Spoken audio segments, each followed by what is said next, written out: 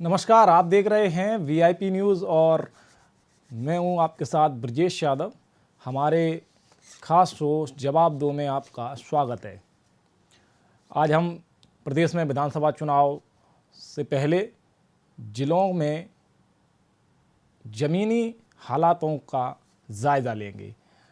आज इस खास शो में हम रायसेन ज़िले पर बात करेंगे, वहाँ के ज़मीनी हालातों का जायज़ा लेंगे और जनता के सामने चुनावी दौर में क्या क्या मुद्दे हैं, किन मुद्दों पर वोटिंग होती है, वहाँ की ज़मीनी मुद्दों पर बात करेंगे। इस पर हमारे साथ एक पूरा पैनल जुड़ेगा जिसमें हमारे सहयोगी रिपोर्टर और वहाँ के जनप्रतिनिधि भी जुड़ेंगे। इससे पहले हमारी ये स्पेशल रिपोर्ट देखिए। लगभग सर 20-25 सालों से मैं परेशान हूँ। इससे पहले मेरे पिताजी लिए लड़ाई लड़ते रहे और पड़ोसियों ने कब्जा कर रखा है लगभग 3 एकड़ ज़मीन पर। और मेरे पिताजी को शासकीय लड़ाई लड़ते लड़ते पिछले साल उनको ख़त्म हो गए। इन लोगों ने उन्होंने शारीरिक, मानसिक एवं आर्थिक रूप से प्रताड़ित करते रहे और इन पड़ोसियों को कब्जा है लगभग 3-3.5 एकड़। पड़ोसी है सीएम साहब के रिश्तेदार हैं हरि सिंह चौहान, उनके संरक्षण में ही ये सारे लोगों ने कब्जा कर रखा है। लाइसेंसी बंदूकधारी है और अवैध हथियारधारी है और जान से मारने की धमकी देते रहते हैं। खेत में निकलने का रास्ता बंद कर रखा है इन लोगों ने और इस वजह से मेरी ज़मीन खाली पड़ी है। चलिए, हमारे साथ जो पैनल जुड़ेगा उससे आपको रूबरू करा दें। हमारे साथ हमारे रायसेन सहयोगी संजय चौहान हैं और इसके साथ ही हमारे साथ ब्रज गोपाल लोया जी हैं जो बीजेपी से प्रवक्ता हैं, वो अपना पक्ष रखेंगे। साथ ही विकास शर्मा जी हमारे साथ कांग्रेस पार्टी से जुड़े हुए हैं जो अपनी पार्टी का पक्ष रखेंगे। और इसके अलावा हमारे साथ प्रदीप तिवारी जी हैं बरेली से, हमारे सहयोगी हैं। और साथ ही राजेश कुमार रजक जी वरिष्ठ पत्रकार के तौर पर अपनी बात रखेंगे। तो सबसे पहले और हमारे साथ स्टूडियो में हमारे सहयोगी शिवम जी हैं, वो भी इस पूरे मुद्दे पर अपना जो उन्होंने पूरा इस मुद्दे रायसेन के बारे में जानकारियाँ इकट्ठी की हैं उस पर अपनी बात रखेंगे। तो चर्चा को आगे बढ़ाएं उससे पहले सबसे पहले मैं संजय आपसे सवाल लूँगा कि रायसेन में एक ज़मीन से जुड़ा हुआ मामला सामने आया है। ज़मीन पर कब्जे के आरोप लग रहे हैं, क्या है पूरा मामला, पहले इस पर अपनी बात रखें। देखिए ब्रजेश जी, मैं आपको बता दूं कि रायसेन में ये एक पहला मामला नहीं, ऐसे कई मामले पिछली कई वर्षों से चले आ रहे हैं। अभी रायसेन में विगत दिनों का एक बहुत बड़ा मामला है। हमारे रायसेन से महज 17 किलोमीटर दूर जो वर्धा चंदौरा गांव है, वहां आदिवासियों की जमीन जो 100 एकड़ के लगभग है, उस पर गलत तरीके से कब्जा कराया गया, गलत तरीके से नामांतरण कराया गया। सिलवानी में भी कई ऐसे केस आए हैं जहां पे गलत तरीके से अधिकारियों के द्वारा, दबंगों के द्वारा कब्जा किया गया। तो कहीं ना कहीं ये कह सकते हैं कि ये खेल बदस्तूर जारी है और कहीं ना कहीं ये बीजेपी सरकार का फेलियर है, प्रशासन का फेलियर है, जिसकी वजह से ये आए दिन घटनाएं घटती रहती है। मैं आपको बता दूं कि कई ऐसे मुद्दे हैं जिन मुद्दों को लेकर के कांग्रेस और कई सामाजिक संगठन सड़कों पर उतरे भी हैं और उनके बारे में जोर शोर से लड़ाई भी लड़ी है, लेकिन आज तक ये मुद्दे जस के तस बने हुए हैं, इन पर कोई भी किसी भी प्रकार की कार्रवाई नहीं है। संजय, सुल्तान नगर का ये मामला है और किसान महेश सिंह तोमर ने इसमें आत्महत्या तक करने का बयान दिया है। इसके पीछे प्रदेश के मुख्यमंत्री के कुछ रिश्तेदारों का उन्होंने नाम लिया है।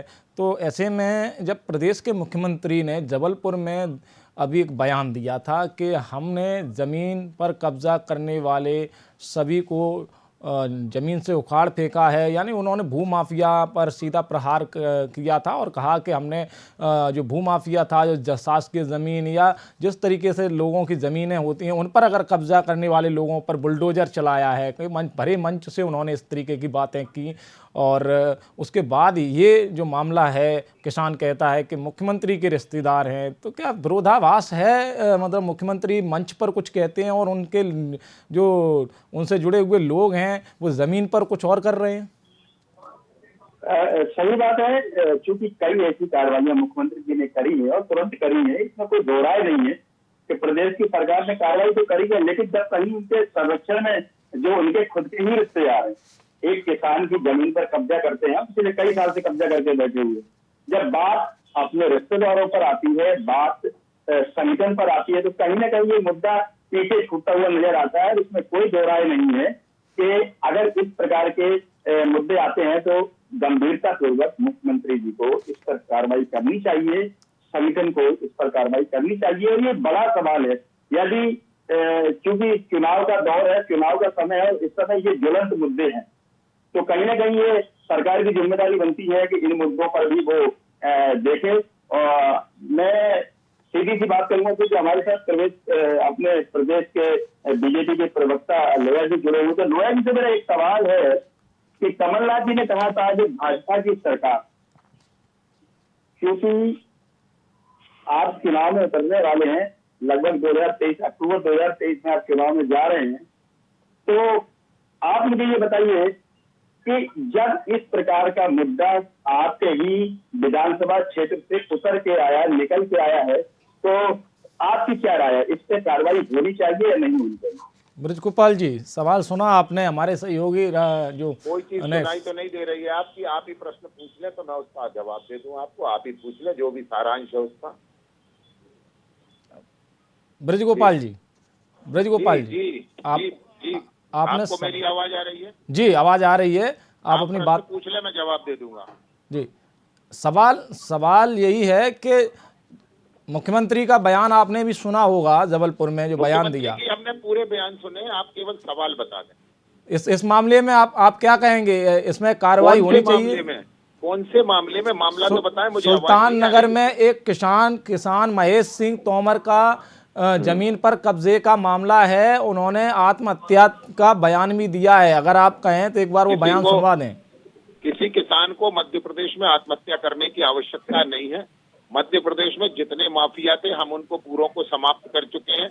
फिर भी अगर किसान महेश सिंह तोमर जी को ऐसा लगता है कि कोई माफिया है तो उसकी उचित स्थान पर उसकी शिकायत करें और सर्वप्रथम न्यायालय की शरण में जाएं।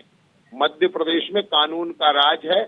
मध्य प्रदेश में जिसको भी कहीं असुविधा लगती है वो सरकार के पास जाए और सरकार के साथ साथ न्यायालय जाए। यदि न्याय आपके पक्ष में है तो सरकार आपके साथ है, ये पूरी जिम्मेवारी से कह रहा हूँ। एक बात है। दूसरी बात आपको मैं बता दूं कि मध्य प्रदेश तो वो राज्य है जिसमें हमने 23,000 हेक्टेयर भूमि ये भूमाफियाओं के कब्जे से मुक्त कराई है और उसको गरीबों में पहुंचाने का काम किया है। तो मैं नहीं समझता हूं कि इस तरह का कोई मामला होगा। लोया जी, आपने आंकड़ा दिया है, लेकिन मेरा सवाल यह वही है कि 2019 में महेश सिंह को आखिर प्रधानमंत्री कार्यालय तक शिकायत करनी पड़ती है, उसके बाद जमीन का सीमांकन होता है, और आप कह रहे हैं कि सरकार में ऐसा कोई मामला नहीं है। नहीं, तो मैं तो आपसे फिर कह रहा हूँ ना कि प्रधानमंत्री जी ने उनका सहयोग किया, ये तो आप स्वीकार कर रहे हैं ना। वो किसान स्वीकार कर रहा है ना। उसका सीधा सीधा मतलब यह है कि हम सरकार, जो भारतीय जनता पार्टी की सरकारें हैं वो उनके लिए काम कर रही है। मतलब ये फेलियर नहीं है आपके लिए? नहीं ब्रजगोपाल जी, ये फेलियर नहीं है कि प्रदेश में एक किसान को सीमांकन के लिए प्रधानमंत्री कार्यालय तक जाना पड़ रहा है? एक मिनट सुन लें। ये कांग्रेस की सरकार नहीं है, ये भारतीय जनता पार्टी की सरकार है और इनमें प्रत्येक व्यक्ति एक कार्यकर्ता है, चाहे वो देश के प्रधान सेवक हो और चाहे हमारा बूथ का अध्यक्ष हो। ये हमारे यहाँ कोई कैडर, वो वाला कैडर नहीं है कि ये व्यक्ति है इसको आप मिल नहीं सकते, ये व्यक्ति है इसको आप बात नहीं कर सकते। मैं आपसे फिर कह रहा हूँ, जिसने भी उनकी मदद करी है वो भारतीय जनता पार्टी के नेता। पहले एक बात कह दूं। दूसरी बात एक और आपको बता दूं, कानून की पेचीदगी को समझिए। यदि उनका सीमांकन किया है तो सरकार के किसी अधिकारी ने उनका सीमांकन किया है तो वहां कब्जा दिलाना भी उनकी जिम्मेवारी है और उन्हें कब्जा दिलाने का काम वहां के संबंधित तहसीलदार ने किया होगा। मुझे संज्ञान में नहीं है, परंतु वहां तहसीलदार ने उन्हें कब्जा दिलाने का काम किया होगा। अब वो क्या कारण है? दूसरी बात, मैं आपसे एक बात और बड़ा विनम्रता से आग्रह करना चाहता हूं, जो हमारे किसान भाई हैं वो सरकार के साथ साथ न्यायालय की शरण में भी जाएं। अगर न्याय आपके पक्ष में है तो सरकार आपके साथ खड़ी है। मैं पूरी जिम्मेवारी से कह रहा हूं। रजक जी, आपसे सवाल लूंगा जैसा आपने सुना ब्रजगोपाल जी ने जो कहा, आपके पास भी ये मामला आया होगा और इस पर आपको भी कहीं ना कहीं आपने भी इस पे चीज़ें सुनी होंगी। हरीश सिंह चौहान का नाम लिया गया है प्रधानमंत्री के, वो मुख्यमंत्री के, माफ़ कीजिएगा, मुख्यमंत्री के रिश्तेदार बताए जा रहे हैं। जो किसान का आरोप है कि हरीश सिंह चौहान द्वारा उनकी लगभग 3.5 एकड़ ज़मीन पर कब्जा का आरोप है, किसान द्वारा लगाया गया है, महेश सिंह तोमर द्वारा। आपके अनुसार ये इस पूरे मामले में हरीश सिंह का क्या रोल है? देखिए,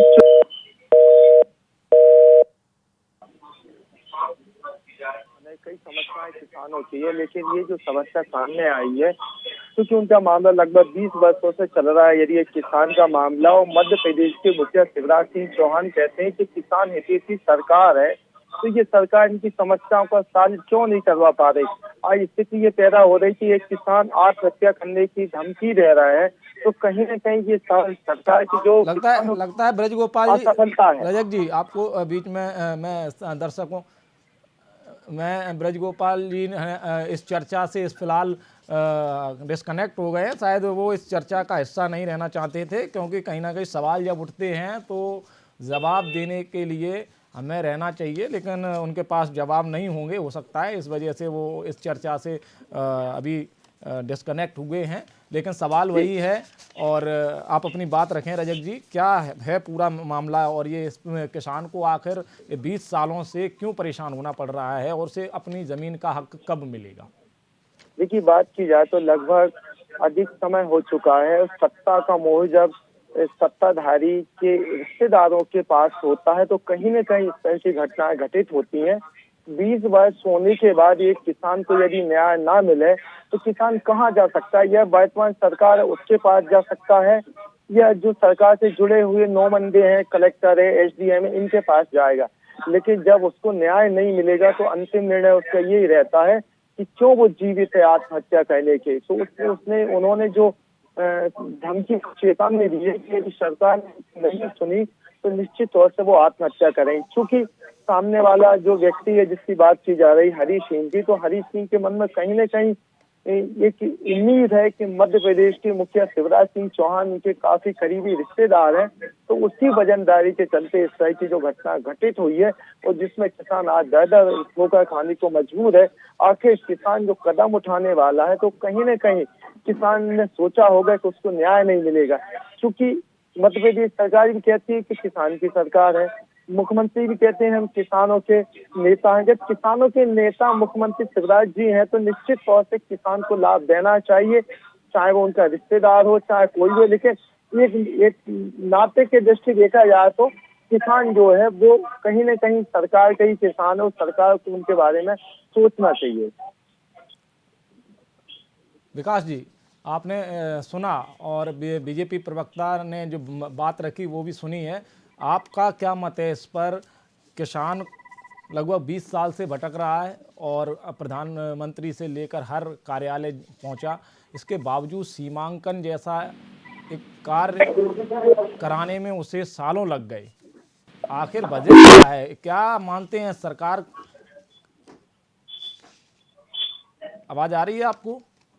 जी आवाज आ रही है मेरी आपको? जी विकास जी, आवाज आ रही है। आप अपनी बात रखें। जी, हद वाली बात है ये कि एक किसान को अपने जरा से काम के लिए प्रधानमंत्री के ऑफिस तक जाना पड़ रहा है। अब हमारे अभी प्रवक्ता जी बोल रहे थे कि हर व्यक्ति कार्य करता है, मगर काम करने का एक तरीका होता है।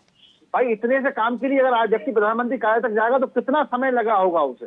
जिस तरीके से मध्य प्रदेश के अंदर आज अराजकता का माहौल है, भय का माहौल है, लोगों को डराया जा रहा है, डरा के जमीनों पर कब्जे किए जा रहे हैं, ये पूरे मध्य प्रदेश के अंदर ध्यान से हम उस किसान के साथ सहानुभूति रखते हैं और सरकार बनेगी सबसे पहले उसकी जमीन को कब्जा दिलवाया जाएगा। प्रदीप। विकास जी एक सवाल मेरा भी है। अभी पिछले कुछ दिनों पहले आपने नर्मदा चंदोरा का नाम सुना होगा और ये इस मुद्दे को आपने उठाया भी, जोर शोर से उठाया था, आप रोडों पर भी उतरे थे इसके लिए। लेकिन मामला वहीं का वहीं है, क्योंकि 100 एकड़ का मामला है और एसडीएम ने गलत तरीके से उसको नामांकन कर दिया था। और इस पर कांग्रेस का क्या स्टैंड है? क्या अगर सरकार आती है तो बरदा चंदौरा पे जो अतिक्रमण हुआ है वन भूमि पर, उस मुद्दे को, उस भूमि को क्या आप अतिक्रमण मुक्त कराएंगे क्या? देखिए, वो जमीन आदिवासियों की जमीन थी, आदिवासी उस जमीन पर सालों से खेती कर रहे थे, उस जमीन पर कब्जा किया गया, उसका फर्जी तरीके से एसडीएम द्वारा नामांतरण करा दिया गया। इससे अगर सरकार बनेगी तो उससे हम बिल्कुल कार्रवाई करवाएंगे, क्योंकि जिस तरीके से धन का लेन देन करके उस जमीन को पहले उसका नाम वो की फर्जी तरीके से उसको नामांतरण किया गया है, ये किसी छुपा नहीं है, पूरे मध्य प्रदेश के अंदर नहीं वाली बात है। हमारे जिला अध्यक्ष जी वहां घूम के आए, हमारे माननीय दादा साहब ने भी इस बात को संज्ञान में लिया है और उसमें जरूर कार्रवाई करवाएंगे। लेकिन विकास जी, सवाल ये है कि जिस तरीके से कांग्रेस के अंदर जी एक गुटबंदी का माहौल पिछले 2018 में जो हुआ, उसकी पुनरावृत्ति दोबारा न हो, इसके लिए कांग्रेस कर क्या रही? क्योंकि अगर ये तो दूर का सपना हो गया ना कि हमारी सरकार बनेगी, हम लोगों के लिए अपनी सहानुभूति देंगे, आदिवासियों की मदद करेंगे, भ्रष्टाचार मुक्त सरकार देंगे, लेकिन सरकार बनेगी कैसे? क्योंकि आज के विधानसभा पार्टी में ये कोई भाजपा का, कांग्रेस का चेहरा नहीं है। कहाँ पे हमारा चेहरा कमलनाथ जी है, हाथ का पंजा है। हमारा चेहरा पूरे मध्य प्रदेश के अंदर कमलनाथ जी और हाथ का पंजा हमारा चेहरा है, और कमलनाथ जी हमारा चेहरा है। हमारा कोई भी कैंडिडेट लड़ेगा और चुनाव सुनिश्चित जीतेगा, साथी विधानसभा हो, सिलवानी हो, बरेली, उदयपुर हो, चाहे भोजपुर हो। इस बार बहुत कांग्रेस के पक्ष में बहुत भयंकर माहौल है, बहुत अच्छा माहौल है। जिस तरीके से मध्य प्रदेश के अंदर लगातार आदिवासी हो, चाहे हमारा किसान हो, चाहे हमारा युवा हो, हर व्यक्ति पर अत्याचार बढ़े हैं। आप एक बात बताइए मुझे, विकास जी, आप आदिवासियों की बात कर रहे हैं, मैं आपको एक मामला बता दूं। ये सिलवानी का बताया जा रहा है, ये मामला जो है, यहाँ पुलिस पर आरोप है कि एक आदिवासी के साथ उनका नाम राम है, उनके ऊपर पुलिस ने घर से उठा जी तो उसके लिए कमलनाथ जी द्वारा खुद कमलनाथ जी ने इस बात को संज्ञान में लिया है और एक कमेटी बनाई है, और वो कमेटी वहां का दौरा करेगी और पूरी रिपोर्ट विस्तृत बना के कमलनाथ जी को सौंपेगी, और हम उसके लिए बिल्कुल लगे हुए हैं, उस पर कार्रवाई करवा के मांगे। जिस तरीके से आदिवासियों के ऊपर पूरे मध्य प्रदेश के अंदर और खासकर सिलवानी विधानसभा क्षेत्र के अंदर ये आदिवासियों पर तीसरी और चौथी घटना है जो लगातार आदिवासियों के साथ हुई है। इससे पहले भी 2 आदिवासियों की मृत्यु हो गई थी। ये इसके बाद एक आदिवासी जो जनपद स्तर थाने में ले जाके दारू पिलवाई गई और उससे उल्टे ही स्टेटमेंट साइन किया गया, उसके लिए भी हमने एसपी साहब से मिलकर ज्ञापन दिया था। और आज ये तीसरी घटना आप देख लीजिए, लगातार सिलवानी विधानसभा क्षेत्र के अंदर आदिवासी पर अत्याचार हो रहे हैं। जिस तरीके से वहां के विधायक और वहां के मंत्रियों, वहां के लोगों की मिलीभगत, भाजपा के नेताओं की मिलीभगत से आदिवासियों को लगातार अत्याचार बढ़ रहे हैं। हम आपको इस बात को सुनिश्चित करते हैं कि जैसे ही हमारी सरकार बनेगी हम सब पे कार्रवाई करेंगे। और अभी भी हमारे जो जिला अध्यक्ष जी हैं, हमारे वहाँ कांग्रेस के जो नेता हैं, नीलमणि शाह जी कांग्रेस के नेता, सब लोग लगे हुए हैं उसके लिए। मैं सहयोगी शिवम से सवाल लूंगा। शिवम, रायसेन जिले की राजनीतिक स्थिति क्या है और इस पर आपके हिसाब से आगामी चुनाव में क्या माहौल रहने वाला है? ये कहीं ना कहीं ये तो स्पष्ट होता है कि भारतीय जनता पार्टी से जो प्रवक्ता जी जुड़े हुए थे वो डिस्कनेक्ट हो गए बीच में। तो स्थिति साफ है कि वो बात नहीं करना चाहते, क्योंकि मुद्दा गंभीर है, और जब मुद्दा गंभीर होता है, जब सरकार से जवाब मांगा जाता है, तो इस तरीके से अगर बीच में डिस्कनेक्ट होना, ये तो दर्शाता है कि आप भाग रहे हैं, कहीं ना कहीं बात नहीं करना चाहते।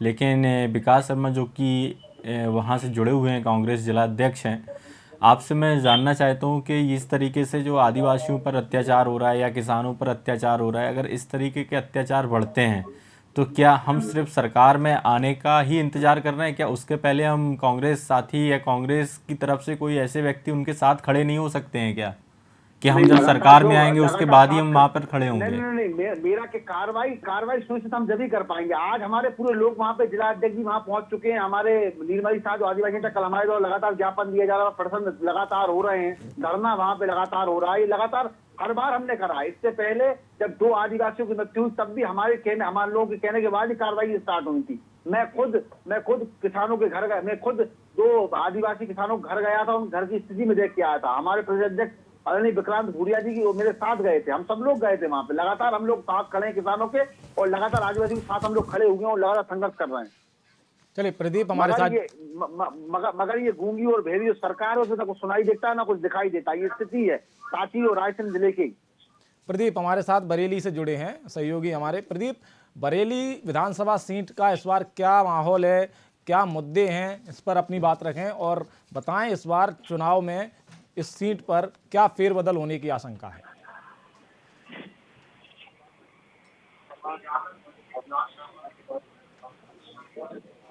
आता है कि यहाँ पर पिछली बार जनता ने बदलाव किया जी। और कांग्रेस पार्टी के जो विधायक हैं देवेंद्र पटेल, उनको भारी मतों से जिताया भी। बहुत उम्मीदों के साथ इस बार पार्टी का परिवर्तन करने के बाद यहाँ पर नए विधायक थे, तो लोगों को उम्मीद थी, आशा की किरण थी कि क्षेत्र का विकास होगा। लेकिन पिछले 5 वर्ष के इस कार्यकाल में देखने को आया है कि अभी तक यहाँ विकास के नाम पर जनता यूं ही मजबूर है, तरस रही है। यहाँ पर कोई भी ऐसी सौगात माननीय विधायक जी नहीं दे पाए हैं जिससे जनता में कुछ ऐसा एहसास हो कि हमारे लिए ये सत्ता परिवर्तन बहुत फायदे की चीज रही है। और यहाँ पर स्थानीय जो मुद्दे हैं, अवैध रेत उत्खनन का, ये बहुत बड़ा एक मामला है जिस पर अभी तक कोई नकेल नहीं कसी गई है। प्रदीप, इन्हीं सब अवैध चीजों को खनन का लेकर मुद्दा जनता ने आप परिवर्तन बता किया रहे था। हैं, वहाँ अवैध खनन का मुद्दा आप बता रहे हैं। अवैध खनन का मुद्दा पूरे प्रदेश में ही अगर देखा जाए तो पूरा प्रदेश ही अवैध खनन के हालातों से जूझ रहा है और इसके बावजूद कार्रवाई के नाम पर सरकार सिर्फ बयानबाजी करती है। इसके ज़मीनी मुद्दों की अगर बात करें तो विकास कितना हुआ है इन 5 सालों में?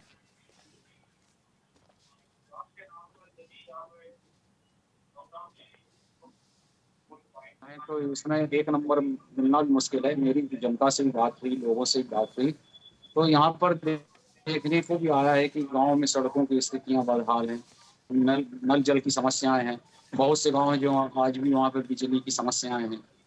तो ऐसा लगा था कि सत्ता परिवर्तन के बाद कि इस बार हमारे नवनियुक्त जो विधायक रहेंगे वो इस बार क्षेत्र में विकास की क्रांति लाएंगे, एक बयान लाएंगे, रोजगार भी मिलेंगे, कुछ सौगातें भी मिलेंगी। लेकिन हुआ इसका विपरीत। जितना भी अभी जो चल रहा था वो भी वहाँ पर रुक सा गया है। एक कह सकते हैं कि यहाँ जो गति का पहिया था, जो जिसे और तेज होना था, उसको एकदम से जाम लग गया है, ब्रेक लग गया। और यहाँ पर गोवंश से लेकर अवैध जमीन अतिक्रमण चल रहा है, सरकारी जमीनों पर अतिक्रमण चल रहा है। माननीय विधायक जी ने कभी इस पर कोई उचित निर्णय नहीं लिया है। आला अधिकारी भी इस समय भ्रष्टाचार में लिप्त हैं। अपराध का स्तर महिलाओं से लेकर आदिवासी और बच्चों तक बहुत सा ग्राफ बढ़ता हुआ चला जा रहा है। तो ऐसे अभी कल का एक ताजा मामला है, वहां पर मुख्यमंत्री जी के एक करीबी रिश्तेदार ने एक किसान की 3.5 एकड़ जमीन पर कब्जा किए हुए हैं। वो न्यायिक प्रणाली से निकल कर भी आ चुके हैं, केस जीत गए हैं, लेकिन आज तक कलेक्टर से लेकर तहसीलदार तक उनकी जमीन पर अपना कब्जा नहीं दिला पा रहे हैं। तो आखिर इन सब हाल और हालातों में आम जनता 5 साल दिए थे, 5 साल दिए थे जनता ने, और बीजेपी के पास अब जवाब नहीं है कि उनसे सवाल किए जाएं। इसका जवाब भी देने के लिए उनके प्रवक्ता अब ऑन स्क्रीन आने से डरने लगे हैं। 2 विधायक दिए हैं रायसेन ने बीजेपी को, और वहां से स्वास्थ्य मंत्री प्रभुराम चौधरी, एक बड़ा विभाग है उनके पास, लेकिन प्रदेश में अगर स्वास्थ्य विभाग की बात करें तो हालात बद से बदतर हैं। समय पर लोगों को एम्बुलेंस नहीं मिलती, दवाइयाँ नहीं मिल रही, जिला अस्पतालों में मरीज भटकते रहते हैं, और इसके बावजूद स्वास्थ्य विभाग के हालात बद से बदतर होते जा रहे हैं। लेकिन प्रदेश के स्वास्थ्य मंत्री सिर्फ बयानबाजियों में लगे रहते हैं। 5 साल अगर बीजेपी ने विकास किया होता तो आज उनके पास जवाब होते और उन्हें यूं भागना नहीं पड़ता। संजय, क्या है स्थिति इस बार प्रभुराम चौधरी के विधानसभा सीट की? क्या इस बार जीत का स्वाद चख पाएंगे? देखिए, सीधी सी बात है कि जो मैंडेट दिया था जनता ने पिछले चुनाव में, वो कांग्रेस को दिया था, क्योंकि कांग्रेस की सरकार बनी थी। और जाहिर सी बात है कि जब कांग्रेस की सरकार बनी थी तो स्वास्थ्य, जो अभी वर्तमान में स्वास्थ्य मंत्री है प्रभुराम चौधरी, उनको शिक्षा मंत्री बनाया गया था। लेकिन क्योंकि लोगों का आरोप है, ये जो गुट टूट के आया था, इनका ये आरोप था कि चुनाव तो सिंधिया जी के चेहरे पर लड़ा गया था, लेकिन दूल्हा बना दिया कमलनाथ जी को। तो इन्होंने बगावत करी और ये अलग हो गए। 2018 के उपचुनाव में यहाँ से जो विधायक है प्रभुराम चौधरी जी, प्रदेश के स्वास्थ्य मंत्री भी है, वो लगभग 63,000 वोटों से जीते थे। बगावत जिन लोगों ने करी थी, और यहाँ पे एक सांची विधानसभा की विडंबना है कि पूर्व कद्दावर नेता डॉक्टर गौरीशंकर शेजवार जी जो वन मंत्री थे और वो कई सालों से सत्ता में थे, और एक दबंग उनको बटवृक्ष भी कहा जाता है बीजेपी का, वो कहीं ना कहीं नाराज हुए इस बात से। हेलो, आवाज नहीं आ रही? जी जी, आवाज आ रही है आपकी संजय, आप अपनी बात रखें। तो जी, तो कहीं ना कहीं इस बात से वो दुखी थे, क्योंकि ये पिछले चुनाव में जब कांग्रेस की सत्ता आई थी तो प्रभुराम चौधरी के अगेंस्ट मुझे सेजवार ने चुनाव लड़ा था, और मुझे सेजवार लगभग 10,000 वोटों से परास्त हो गए थे। क्योंकि उनका एक कद है, उनकी एक पहचान है सांची विधानसभा में, प्रदेश में भी, क्योंकि वो कद्दावर नेता रहे हैं डॉक्टर गौरीशंकर शेजवार जी। तो जब प्रभुराम चौधरी जी कांग्रेस छोड़कर बीजेपी में शामिल हुए और दोबारा उपचुनाव हुआ, तो कहीं न कहीं गौरीशंकर शेजवार जी को दरकिनार किया गया, जिसका असर आने वाले 2023 के चुनाव में साफ साफ दिख रहा है। सत्ता की राह आसान नहीं है डॉक्टर गौरीशंकर शेजवार, क्योंकि इनके दौर विरोधी माने जाते हैं, और कहीं ना कहीं पिछले 5 साल के शासन में पार्टी संगठन के द्वारा, सरकार के द्वारा डॉक्टर गौरीशंकर शेजवार की उपेक्षा भी की गई है। तो कहीं ना कहीं कई फैक्टर है, एक फैक्टर नया, एक मुद्दा नया मिल गया है कांग्रेस को कि यहाँ पे बाघ 4 लेन निर्माण, जिसे प्रभुराम जी का ड्रीम प्रोजेक्ट भी कहा गया, जमकर भ्रष्टाचार हुआ, 62 करोड़ की रोड थी। यहीं पे ITI बनी है, पॉलिटेक्निक कॉलेज बना है, कई बिल्डिंग्स बनी है, जिला हॉस्पिटल को मॉडल हॉस्पिटल बनाने का जो सपना प्रभुराम जी ने देखा था, उसमें भी कहीं ना कहीं फलीता लगा है। अभी कुछ दिन पहले बरसात हुई थी तो पूरा हॉस्पिटल समुद्र बन गया था। हमारे कांग्रेस के मित्रों ने, बीजेपी के मित्रों ने देखा भी था, उसकी आवाज हम लोगों ने उठाई थी। तो कहीं ना कहीं बहुत सारे मुद्दे हैं। संगठन में बगावत की है, क्योंकि अगर कांग्रेस में गुटबंदी है तो बीजेपी में भी सांची विधानसभा में गुटबंदी है, और ये सारे फैक्टर ये आगाह करते हैं कि आने वाला चुनाव डॉक्टर प्रभुराम चौधरी के लिए आसान नहीं होगा।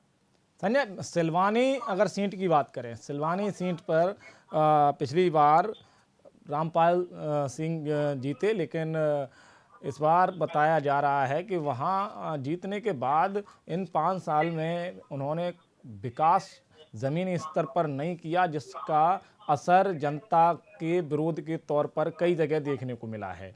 इस बार रामपाल सिंह की अगर सीट की बात करें तो क्या हालात हैं वहाँ की? देखिए, कई ऐसे क्षेत्र हैं जहाँ पर जाने के लिए रास्ता नहीं है, पीने का पानी नहीं है, बिजली की सुविधा नहीं है। बहुत ही ऐसे ग्रामीण अंचल के गांव हैं जो पहाड़ों में बसे हुए हैं, जंगलों में बसे हुए हैं, बाहर जाने के लिए आज भी रोडें नहीं। स्थिति बिल्कुल साफ है। अब क्योंकि रामपाल जी शिवराज सिंह जी के बहुत करीबी माने जाते हैं, और वो जब भी विधायक बने तो मंत्री जरूर बने, लेकिन जैसे ही सिंधिया गुट बीजेपी में शामिल हुआ और उपचुनाव हुए, उसके बाद सरकार बनी, तो कहीं ना कहीं रामपाल जी को दरकिनार किया गया, उनकी उपेक्षा हुई है। और सोशल मीडिया पर लोगों के द्वारा, जनता के द्वारा ये सारी खबरें आमतौर से जग जाहिर हैं कि रामपाल जी ने नाराजगी भी जताई। अभी रामपाल जी को साधने के लिए या बाहर के जो उनके समर्थक हैं वो कहीं बगावत ना कर दें, इसको साधने के लिए शिवराज सरकार ने उनको कैबिनेट मंत्री का दर्जा दिया है। लेकिन अंदरूनी खाने की खबर ये है कि वो इस दर्जे से संतुष्ट नहीं है। और अभी 2 दिन पहले ही बीजेपी कार्यालय में प्रेस कॉन्फ्रेंस हुई थी, जिसमें बीजेपी के सभी विधायकों को एकत्रित होना था, आना था, लेकिन वहां पर स्वास्थ्य मंत्री डॉक्टर प्रभुराम चौधरी तो आए, लेकिन रामपाल जी और भोजपुर विधायक सुरेंद्र पटवा नहीं आए। जिससे ये साफ जाहिर होता है कि सिलवानी का रास्ता भी कहीं न कहीं तकलीफ दे सकता है बीजेपी को। और क्योंकि कांग्रेस इस समय बिल्कुल फॉर्म में है, इसमें कोई दो राय नहीं है। अगर कोई मजबूत चेहरा सिलवाने से कांग्रेस में आता है तो राह आसान नहीं रहेगी। विकास शर्मा जी, आपसे जानना चाहूँगा कि रायसेन जिला प्रदेश की राजधानी भोपाल से जितना पास है उतना ही विकास से दूर लगता है।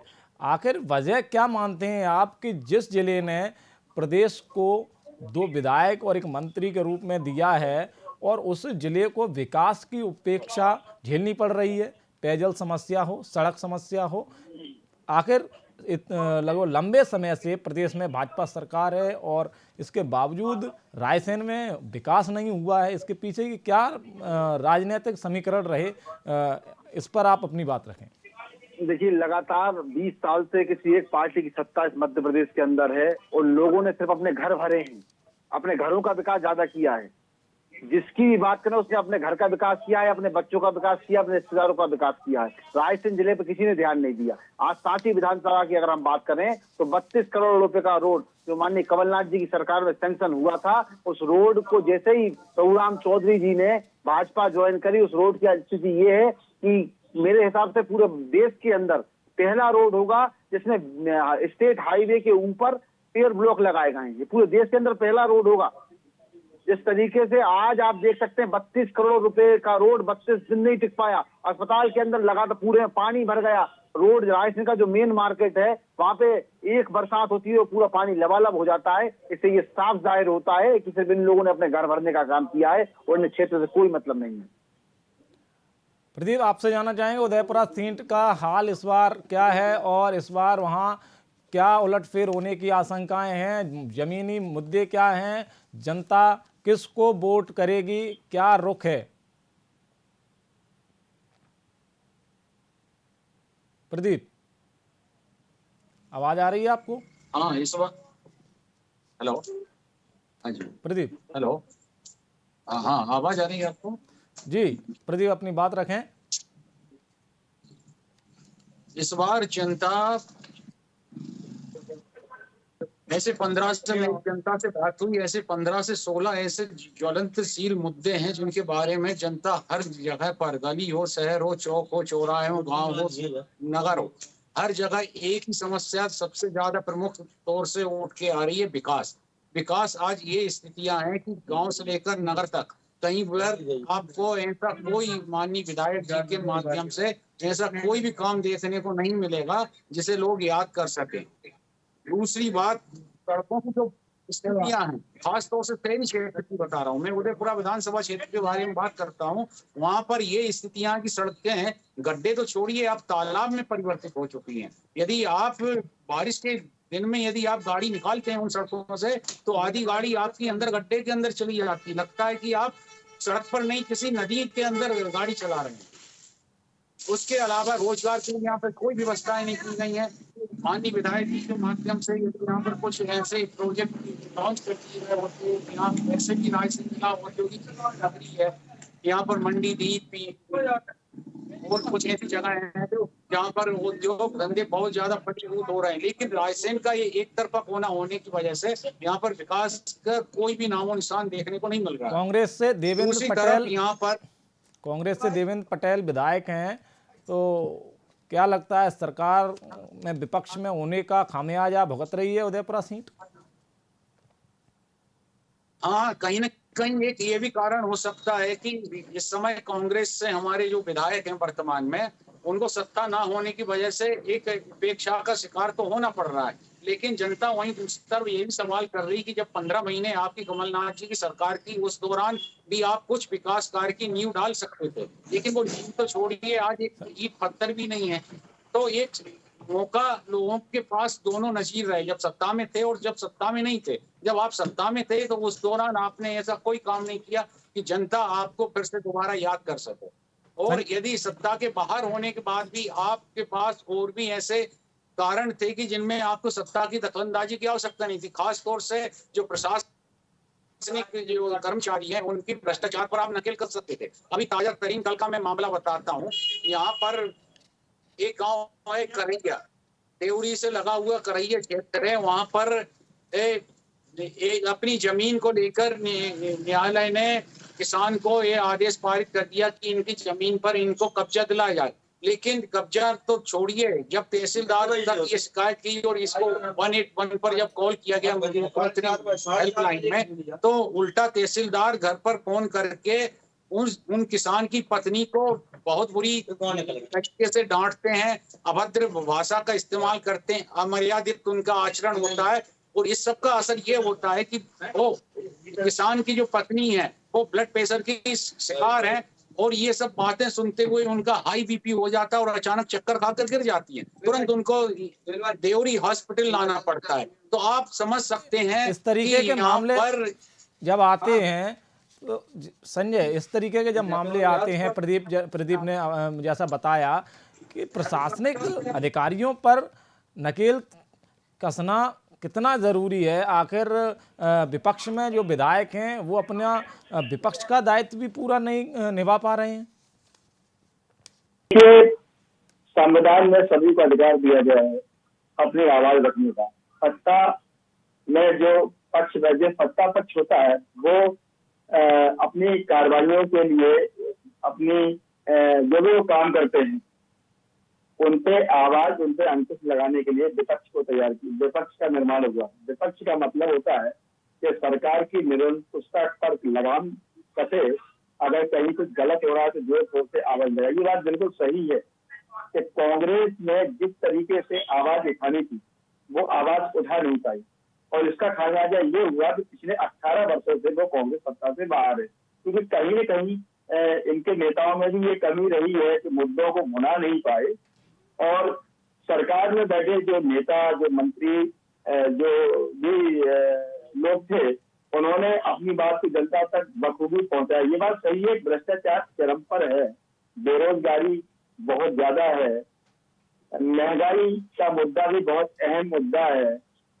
भ्रष्टाचार का मुद्दा भी बहुत अहम मुद्दा है, आपके आदिवासियों पर अत्याचार का मुद्दा भी बहुत अहम मुद्दा है। ऐसे कई हजारों अनगिनत मुद्दे हैं कि कांग्रेस अगर चाहे तो इन मुद्दों को बुना सकती थी, और 18 साल में कभी न कभी वो अपने सत्ता पा सकती थी। लेकिन उन्होंने सत्ता पक्ष के द्वारा किए गए भ्रष्टाचार को भुना नहीं पाया। सत्ता पक्ष के लोगों द्वारा या उनके शासनकाल में जो अतिक्रमण हुआ, अवैध उत्खनन हुआ, आदिवासियों पे अत्याचार हुआ, इन ज्वलंत मुद्दों को भुना नहीं पाई। तो कहीं ना कहीं ये कांग्रेस का ही फेलियर है। ब्रजेश जी। संजय, उदयपुरा और सिलवानी के अलावा अब भोजपुर सीट की अगर बात करें, आखिरी एकमात्र सीट जो सीधे भोपाल से कनेक्ट है, लेकिन वहाँ के हालात भी देखा जाए तो उतने अच्छे नहीं हैं, इसके बावजूद कि वहाँ लंबे समय से भाजपा के नेता जीतते रहे हैं। कई ऐसे मुद्दे हैं जी जिनके सवालों का जवाब तो बीजेपी के प्रवक्ता को ही देना रहा। अब क्योंकि कहीं न कहीं उनको ये डर सता रहा है और ये मन में भय है कि आखिर हम इन ज्वलंत मुद्दों का जवाब कैसे देंगे।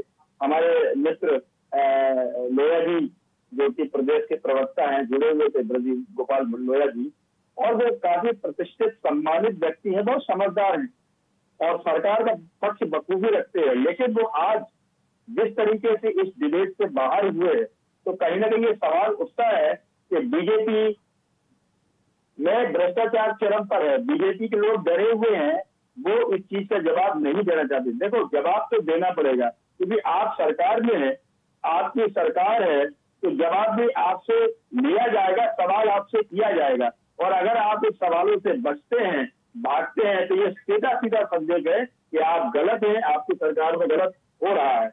अगर भोजपुर विधानसभा की बात करें तो अभी आपने देखा होगा सोशल मीडिया पर, पेपर में, समाचार पत्रों के माध्यम से, टीवी चैनलों के माध्यम से एक बहुत बड़ा मुद्दा उभर के सामने आया है कि पटवा जी ने कई लोगों से पैसे लिए कि हम आपको नगर परिषद अध्यक्ष बनाएंगे। इन्हीं के पार्टी के एक नेता 20 लाख देने की बात करते हैं, वो ऑडियो भी बन जाए, वो ऑडियो भी आया है, उसके एक सूची भी आई है बाकायदा, करोड़ों रुपए की, 20 लाख इससे लिए, 30 लाख उससे लिए, 10 लाख उससे लिए। अब वो सफाई दे रहे हैं। उनका ये कहना है कि हमने ऐसा कोई भ्रष्टाचार नहीं किया, किसी को कोई पैसा नहीं लिया है और ये हमारे खिलाफ षड्यंत्र। लेकिन ये बात सही है कि भोजपुर विधानसभा बीजेपी की सुरक्षित सीट मानी गई है। पूर्व मुख्यमंत्री सुंदरलाल पटवा के उत्तराधिकारी हैं भोजपुर के वर्तमान विधायक सुरेंद्र पटवा जी, लेकिन जो विकास उनके क्षेत्र में होना चाहिए वो कहीं दिखता नहीं। यहाँ पर अगर बात की जाए तो ग्रामीण अंचलों की, तो ग्रामीण अंचलों के हाल ये है कि जब से देश आजाद हुआ आज तक वहां सड़क नहीं, कई जगह ऐसी है जहां पर बिजली नहीं, कई क्षेत्र ऐसे हैं जहां पर पानी की समस्या, लोग 3-3 किलोमीटर दूर से पानी लेके आते हैं। तो आपकी सरकार थी, आपकी सरकार है, आप सत्ता पक्ष के विधायक हैं, आपकी डबल इंजन की सरकार है, आप अपने क्षेत्र का विकास विधायक रहते भी कर सकते थे। ये इस उम्मीद में नहीं कि मुझे मंत्री नहीं हूं, मेरे पास पावर नहीं है, आप किसी सत्ता पक्ष के विधायक है तो आप वो सारे विकास अपने क्षेत्र में करवा सकते थे, लेकिन वो दिखते नहीं। और कहीं न कहीं जनता में भी इस चीज का आक्रोश है। सूत्रों ने तो यह भी बताया, क्योंकि मैं पत्रकारिता की बात करता हूँ, मैं किसी पार्टी की विशेष बात नहीं करूंगा, ना मैं कर रहा हूँ, लेकिन जो वास्तव में जो चर्चा है वो ये भी है, वो हो सकता है कि आगे 2023 का जो चुनाव आएगा उसमें शायद सुरेंद्र पटवा जी की टिकट पक्की होती है, वो अपनी सीट पक्की करने में सक्षम है भी या नहीं, ये विषय है और ये बड़ी तेजी से चर्चा चल रही है। विकास शर्मा जी, 18.5 साल से लगभग सरकार भाजपा की प्रदेश में है और इसके बावजूद उनके प्रवक्ताओं पर सवालों के जवाब नहीं हैं और वो सवालों से भागते हैं। ऐसे में आगामी चुनाव में आप रायसेन का माहौल क्या समझते हैं? क्या इस बार जिले की जो जनता है वो कांग्रेस के पक्ष में वोट करेगी? देखिए, आप जिले की कह रहे हैं, मैं पूरे मध्य प्रदेश की कह रहा हूँ, पूरे मध्य प्रदेश की जनता कांग्रेस के पक्ष में वोट करेगी। जिस तरीके से इन्होंने लगातार 18 और 20 साल के अंदर मध्य प्रदेश को खोखला कर दिया। आप एक बात बताइए मुझे, 18 साल की सरकार है, 15 महीने की कमलनाथ जी की सरकार आई थी, उसमें गौशालाएं बनाई गई थी, उसमें किसानों को कर्ज माफी की प्रक्रिया स्टार्ट हो गई थी और 50,000 से 1 लाख आज बीजेपी के लोग ये बात कबूल रहे हैं कि हमारे कर्ज माफ हुए थे। साथ ही विधानसभा के अंदर 12,000 लोग कर्ज माफ हुए थे। पूरे मध्य प्रदेश के अंदर 23 लाख लोग कर्ज माफ हुए थे। पूरे मध्य प्रदेश में ये हालात है। मगर आज की स्थिति में बताइए मुझे। विकास जी, छोटा सवाल है जी, बीजेपी की सरकार ने आंकड़े भी दिए हैं कि कमलनाथ जी ने जो 2 लाख किसानों के कर्जे माफी की बात करी थी जी, वो जो आंकड़े आपकी सरकार के द्वारा, कमलनाथ जी के द्वारा दिए गए और आज भी दिए जा रहे हैं कि हमने इतने लाख किसानों का कर्जा माफ किया है, लेकिन शिवराज जी तो कहते हैं कि ये हवाई बातें हैं, कहीं किसी किसान का कर्जा माफ नहीं। इनके कृषि मंत्री कमल पटेल जी ने विधानसभा के अंदर इस बात को कबूला था कि यहाँ किसानों का कर्ज माफ हुए थे और प्रक्रिया चल रही थी। वो बात इनके कृषि मंत्री कमल पटेल ने कबूली थी। इससे ज्यादा सच्चाई और क्या होगी? आप एक बात बताइए, मध्य प्रदेश को आज इनको 18 साल हो चुके हैं, रोजगार के लिए इन्होंने क्या किया? आज जो किसान कर्ज माफी की बात करते हैं, हम फिर से कह रहे हैं कि अगर हमारी सरकार बढ़ेगी 2 लाख तक कर्ज माफ हम फिर से करेंगे। और अगर ये कह रहा है कि हम झूठ है, तो कृषि मंत्री झूठ बोल रहे हैं क्या? कृषि मंत्री जब विधानसभा के अंदर खुद इस बात को कबूला कि यहाँ साहब हम किसानों को कर्ज माफ हुए हैं, तो ये झूठ बोल रहे हैं क्या? भाई, ये बात मैं नहीं कह रहा हूँ, प्रदेश के स्वास्थ्य मंत्री ने अभी कुछ दिन पहले कहा है कि कांग्रेस झूठ का पुलंदा है। उनसे एक सवाल किया गया था, आपका एक मुद्दा चला था 50% कमीशन का जी, इस विषय पर जब स्वास्थ्य मंत्री जी से बीआईपी की टीम ने सवाल पूछा तो उनका ये साफ साफ कहना था कि कांग्रेस के पास कुछ बचा ही नहीं है। 5 साल से ये लोग जनता के बीच में गए नहीं है, इनको मुद्दों का ज्ञान नहीं है, ये झूठ बोलते हैं। एक बात बताइए मुझे, प्रभुराम जी कह रहा है 5 साल से जनता के बीच नहीं गए। प्रभुराम जी को भाजपा में जाए हुए भी सिर्फ 3 साल हुए और वो कह रहा है 5 साल से जनता के बीच में नहीं गए। उनको वोट हम लोगों ने दिलाया थे, कांग्रेस कार्यकर्ता उन्होंने चुनाव में जिताया था, तो खुद नहीं जीत गए थे, कुछ जीत के नहीं आए थे। दोबारा अगर वो जीते सिर्फ धन में और सत्ता के सत्ता के प्रभाव में जीते और कुछ में नहीं जीते। और माननीय प्रभुराम चौधरी जी जो बातें आज कर रहे हैं, आज से सिर्फ 3 साल पहले उनके बयान कुछ और थे कि कौन झूठा और कौन सच्चा है। तो ये तो बातें इतिहास की हो चुकी हैं। मैं सिर्फ इतना कहना चाहूंगा कि मध्य प्रदेश के अंदर इस बार आप इस बात को लिख के ले लीजिए कि मध्य प्रदेश के अंदर कांग्रेस सरकार बनेगी, माननीय कमलनाथ जी इस मध्य प्रदेश के मुख्यमंत्री होंगे और आने वाले समय में आप देखिएगा कि किस तरीके से मध्य प्रदेश का और रायसेन जिले का विकास होता है। चलिए, हमारे साथ जुड़े सभी मेहमानों का बहुत बहुत धन्यवाद। इस चर्चा को हम यहीं विराम देंगे। और एक तरफ प्रदेश के मुख्यमंत्री भूमाफिया पर बुलडोजर चलाने की बात करते हैं, तो दूसरी तरफ रायसेन जैसे मामलों में प्रदेश के मुख्यमंत्री के रिश्तेदारों पर जो आरोप लग रहे हैं वो काफ़ी गंभीर हैं। प्रदेश में आदिवासियों पर अत्याचार के मामले रुकने का नाम नहीं ले रहे हैं। आखिर सरकार इस पर कब जवाब देगी? आगे के लिए हमारे साथ बने रहिए। नमस्कार।